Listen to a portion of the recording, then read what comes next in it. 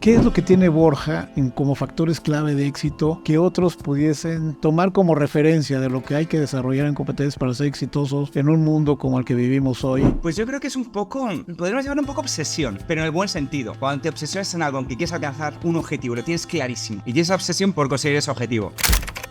Tener ese tipo de obsesión positiva, digamos, ¿no? Tener muy claro qué objetivo tienes y con mucha energía, para mí es la meta del camino. Cuando colocas mucha energía y pasión en lo que haces, ahí no hay nadie que te pare, nadie puede competir con eso, ¿no?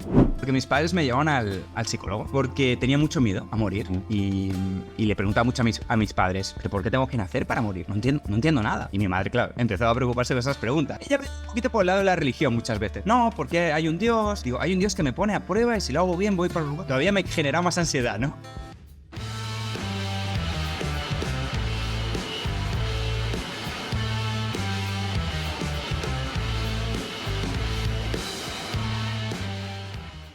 Hola amigos, bienvenidos a su programa 18 Minutos. Soy Francisco Rodríguez Aguirre, presidente de Smart Speakers, el principal buró de conferencistas de América Latina. Y me acompaña mi buen amigo Mauricio. ¿Qué tal, Pancho? Pues bienvenidos a una nueva edición de 18 Minutos. Nuevamente un speaker internacional y gran amigo de nosotros. Sí, una gran figura. Él es Borja Castelar.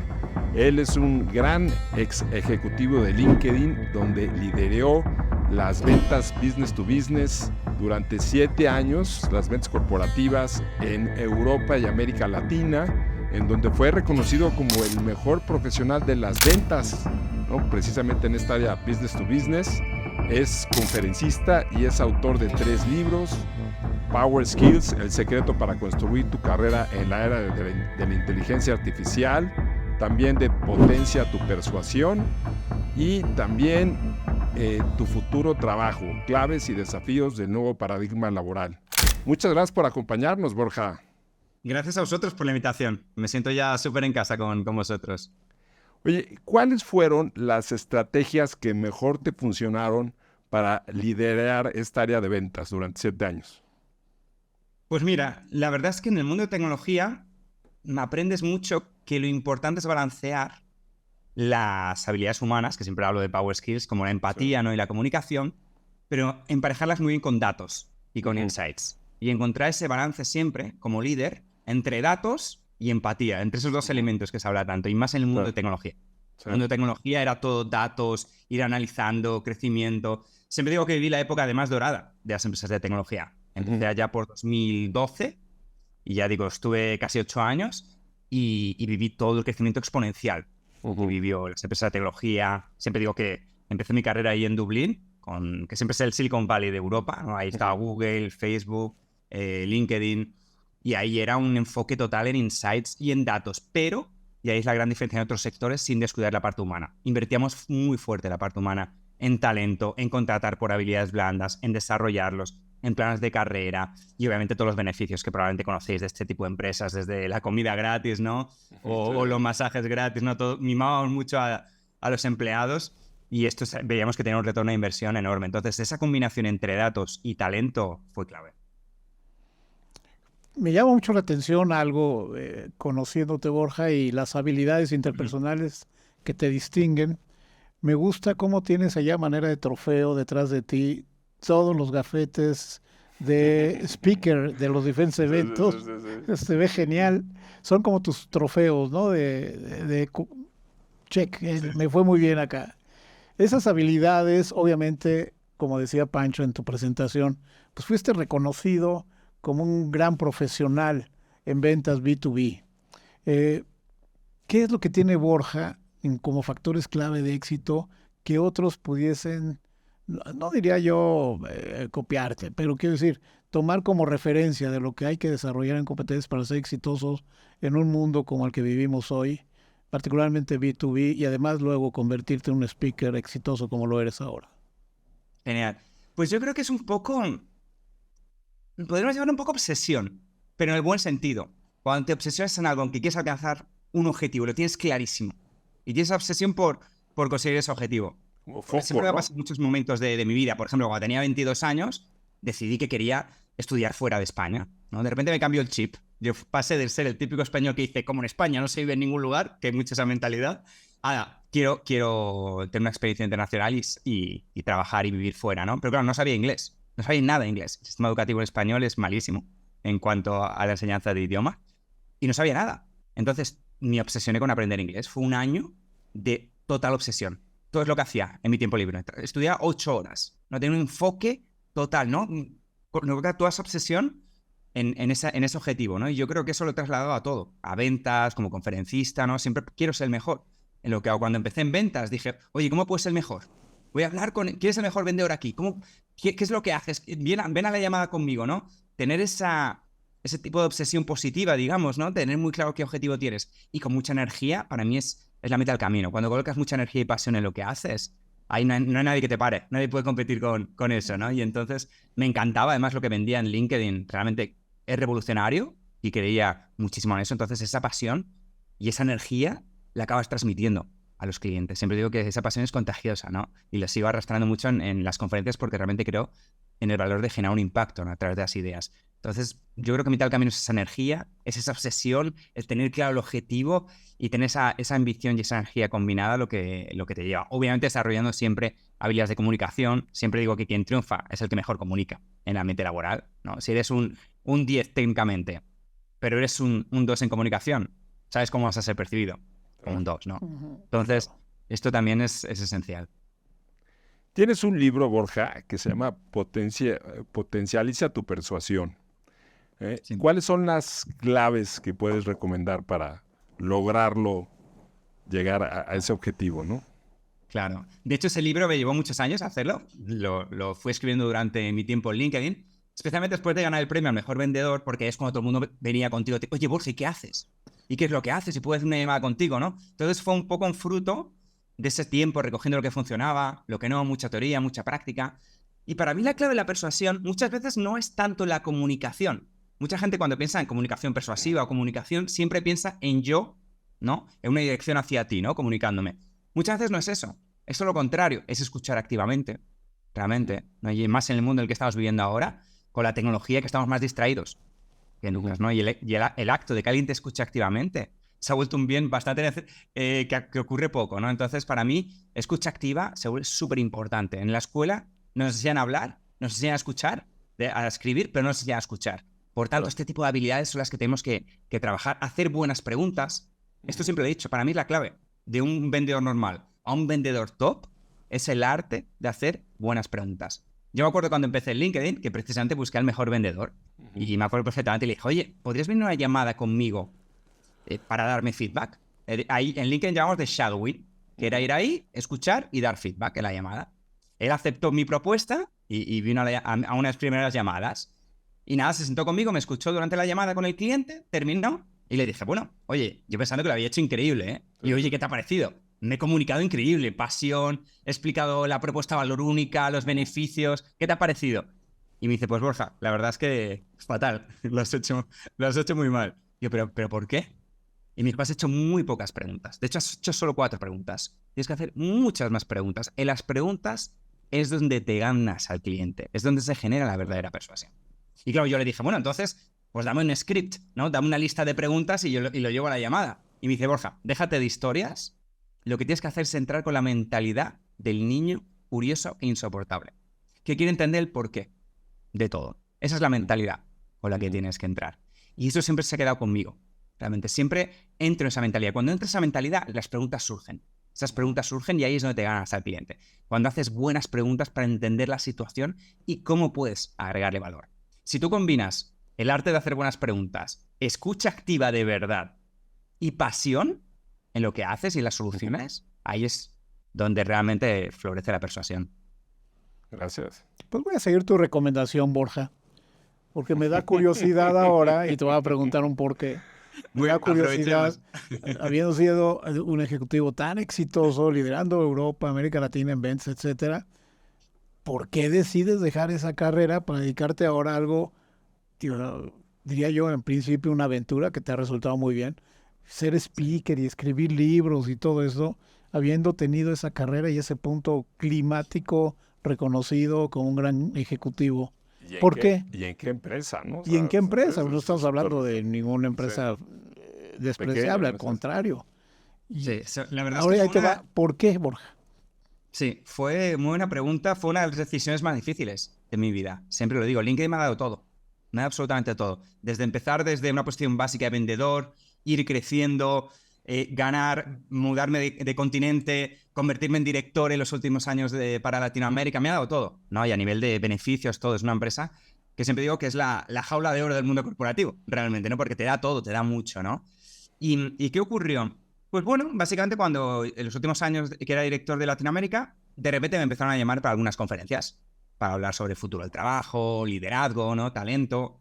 Y nada, me invitaron, me acuerdo perfectamente, unas primeras fue ahí por 2007, 2006 que empecé a hacer. Y nada, hice una primera conferencia y me acuerdo que me buscaron y me dijeron, oye, ¿te puedo representar para hacer conferencias? Y yo, bueno, no sabía ni que existía ese mundo de las conferencias. Y digo, sí, claro que sí, me puedes representar. Y de repente empezó a surgir bastante volumen, ¿no? Y era una cosa que siempre digo que las habilidades transferibles son iguales, porque yo he estado todo el día haciendo presentaciones de ventas, comunicando, y esas mismas habilidades de ventas para speaker fueron totalmente para mí transferibles. No fue una transición muy tranquila. Luego también ocurrió que alguien vio un vídeo mío en YouTube y me contactaron de LinkedIn Learning, que es la unidad de negocio de LinkedIn que se dedica a la parte de cursos online, ¿no? Y me llamó y me dijo, oye, estaba buscando un instructor para desarrollar la parte de soft skills, liderazgo y ventas para la plataforma, para hacer cursos ahí. Dije, ay, yo nunca he hecho cursos, no sé toda esta parte, ¿no? Y bueno, acabé aceptando y lo tuve que hacer como side job en los fines de semana porque mi trabajo de director no me permitía tener tiempo para esto. Y ahí es donde me encantó la parte de educación, de cursos, de enseñar, de transmitir conocimiento. Me enamoré de la parte de education con LinkedIn Learning. Y de repente, al mismo tiempo, empecé a tener mucho volumen de conferencias y encontraba mucho mi propósito. Entonces me di cuenta que llegó un punto que dije, lo que realmente amo es transmitir, ¿no? Conocimiento, toda la parte de educación.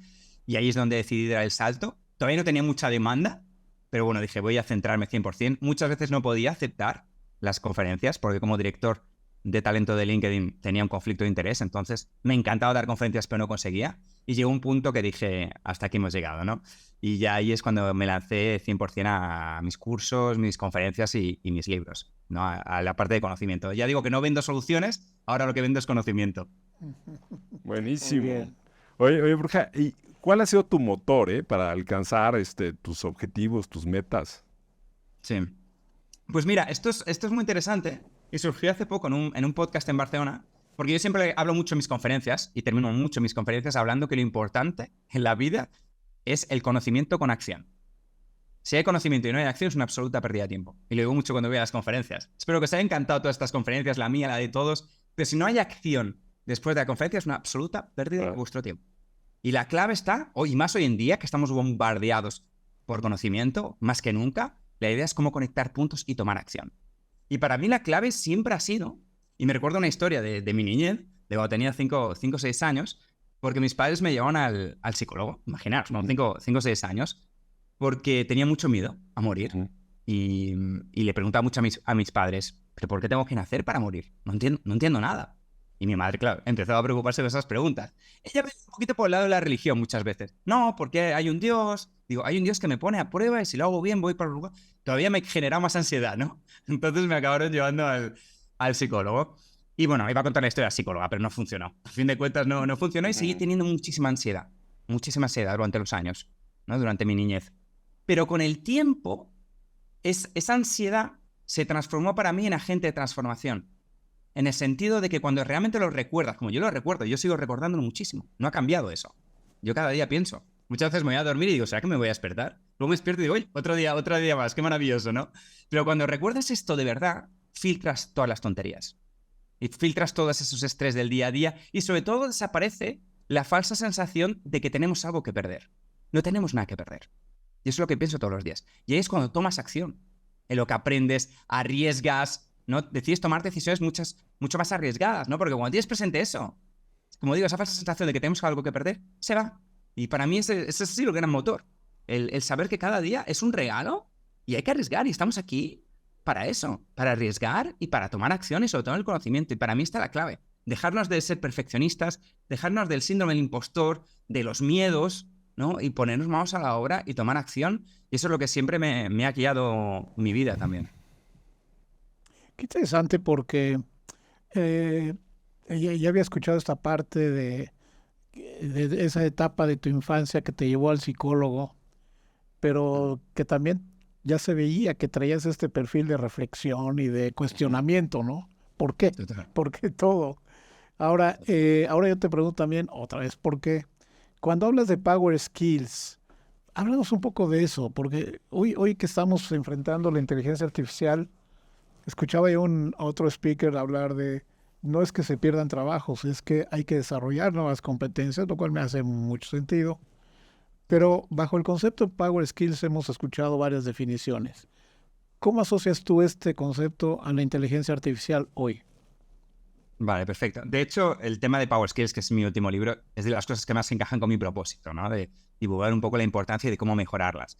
Porque este tipo de habilidades las escuchamos un poco de refilón en nuestras vidas, ¿no? Cuando entramos en el sistema educativo no nos lo enseñan, lo escuchamos como soft skills, ¿no? Como habilidades blandas, que odio ese término, ¿no? Parece que como que son blanditas, ¿no? Sí, no, De hecho, es Si quieres ser blandito, ¿no? Así no, como... no sé a quién se le ocurrió, pero muy desafortunado. Y el otro día escuchaste habilidades suaves. Digo, no sé qué es peor. O habilidades suaves o habilidades blandas. La verdad, está ahí. Y es interesante que, de hecho, el término habilidad blanda es una traducción de soft skills. Y el término soft skills viene del ejército de Estados Unidos de los años 60, que diferenciaba entre hard skills, las habilidades duras, llevar tanque, armamento, y de repente el liderazgo de algunos tenientes y cómo se comunicaban. Y como no tenía que ver con armamento, dijeron, bueno, pues son soft. ¿No? Y de ahí es interesante No, que... no me sabía esa historia, ¿eh? Está interesante. Sí, de hecho el término viene de ahí y lo seguimos arrastrando y seguimos hablando de habilidades blandas. Y por eso en mi libro anuncio que es el fin de las habilidades blandas y tenemos que llamarlas de power. ¿Por qué de power? Porque son poderosísimas. Hay un estudio de Stanford que muestra que el 85% del éxito profesional depende del desarrollo de este tipo de habilidades, no de habilidades técnicas. Entonces tenemos que ser conscientes que ahí está la clave. Como he dicho antes, quien triunfa no es el que más sabe, es el que mejor comunica. Por eso tenemos que trabajar Power Skills como la comunicación, la persuasión, la creatividad. Siempre digo que son esas habilidades que no nos enseñan en la escuela. Que son Power Skills, por lo que no te enseñan en la escuela, ¿no? Y que nos ayuda a relacionarnos con otros seres humanos. Porque el sistema educativo es enfoque total en habilidades técnicas. Matemáticas, geografía, historia. Haces un examen, tienes una nota. Y no nos enseñan a comunicar, no nos enseñan a ser creativos, no nos enseñan a ser... Todo esto se olvida en el sistema educativo. Y entramos en el mundo empresarial sin tener mucha idea de esto y cómo mejorarlo, ¿no? Y la clave está ahí, en potenciar nuestro Power Skills. Y sobre todo, nuestras habilidades más destacadas a nivel de habilidades humanas, que para mí está la clave. Para mí la magia en el mundo corporativo ocurre cuando haces algo que usas tus fortalezas. Ahí es donde ocurre realmente la satisfacción y muchas veces la pasión. Se habla mucho de pasión ahora. No, sigue tu pasión. Es que muchas veces cuando usas tus fortalezas, normalmente es tu pasión también. Normalmente las cosas que se te dan bien, te gustan hacerlas también, ¿no? Que tanto se habla hoy en día. Entonces, para mí la clave está ahí en un mundo, y como dice Mauricio, que va a estar dominado por la inteligencia artificial. ¿Qué hace la inteligencia artificial? Va quitando la importancia a la parte técnica de los trabajos. Por tanto, la parte humana se vuelve cada vez más y más importante, y por tanto, las habilidades humanas se vuelven mucho más importantes en el futuro que tenemos por delante. Porque la inteligencia artificial, como digo, va quitando la parte técnica. Esa lo vamos a automatizar. Pero la parte humana y de estrategia se va a volver cada vez más importante. Y ahí está nuestra mejor inversión. Y vamos a tener que estar aprendiendo siempre, por cierto. En esta era en la que estamos, como siempre digo, murió el día de la marmota de hacer lo mismo durante décadas en un cubículo y vamos a tener que reciclarnos. Y vamos a tener que estar aprendiendo siempre. En el viejo paradigma laboral había una época en nuestra vida que estudiábamos y otra en la que trabajábamos. Esa línea está desapareciendo. Vamos a tener que estar aprendiendo siempre. Habilidades humanas, también técnicas, obviamente. Y invertir mucho, y esto hablo mucho también, en marca personal, en redes sociales como LinkedIn, obviamente. Borja, ya estamos llegando a la última pregunta, ¿no? Pues por los tiempos. Pero tienes un libro que se llama El futuro del trabajo. ¿De qué trata? Claro. Ahí entro en mucho más detalle en el tema de la inteligencia artificial. ¿Qué impactos puede tener, no? ¿Qué podemos hacer? ¿Cómo podemos construir una carrera en esta era que va a estar dominado, no? Y aquí hablo muchos factores que hay que tener en cuenta. Por ejemplo, social, asocial. Es decir, los trabajos que son más sociales tienen menos riesgo. Los que son más asociales, más riesgo. Repetitivos, creativos. Cuanto más repetitivo, más riesgo. Cuanto menos repetitivo, más creativo, menos riesgo. ¿Y cómo se combinan esos factores? Hablo mucho en el libro, ¿no? Por ejemplo, trabajos que son repetitivos y asociales, esos van a acabar para siempre. Eso ya no va a haber más, este tipo de trabajos. Pero luego hay muchas combinaciones que van a florecer. Por ejemplo, tenemos trabajos que son sociales pero repetitivos, como el de profesor. Para mí, van a mejorar.